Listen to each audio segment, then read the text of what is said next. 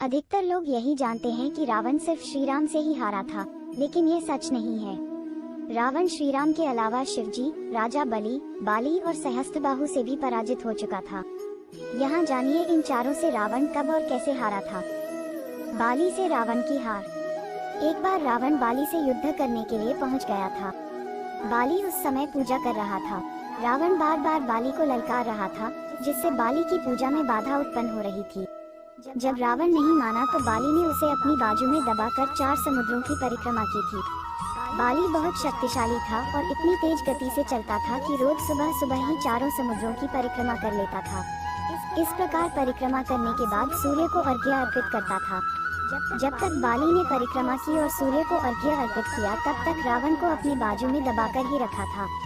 रावण ने बहुत प्रयास किया, लेकिन वह बाली की गिरफ्त से आजाद नहीं हो पाया। पूजा के बाद बाली ने रावण को छोड़ दिया था। सहस्त्रबाहु अर्जुन से रावण की हार। सहस्त्रबाहु अर्जुन के 1000 हाथ थे और इसी वजह से उसका नाम सहस्त्रबाहु पड़ा था। जब रावण सहस्त्रबाहु से युद्ध करने पहुंचा तो सहस्त्रबाहु ने अपने 1000 हाथों से नर्मदा नदी के बहाव को रोक दिया था। सहस्त्रबाहु ने नर्मदा का पानी इकट्ठा किया और पानी छोड़ दिया, जिससे रावण पूरी सेना के साथ ही नर्मदा में बह गया था। इस पराजय के बाद रावण सहस्त्रबाहु से युद्ध करने पहुंच गया। तब सहस्त्रबाहु ने उसे बंदी बनाकर जेल में डाल दिया था। राजा बलि रावण की पृथ्वीराज बलि पाताल बलि के राजा थे। एक बार रावण राजा करने के लिए पाताल लोक में उनके महल तक पहुंच गया था। वहां पहुंचकर रावण ने बलि को युद्ध के लिए ललकारा। उस समय बलि के महल में खेल रहे बच्चों ने भी रावण को पकड़कर घोड़े के साथ अस्त्र में बांध दिया था। इस प्रकार राजा बलि के महल में रावण की हार हुई। शिवजी से रावण की हार। रावण बहुत शक्तिशाली था और उसे अपनी शक्ति पर बहुत ही घमंड भी था।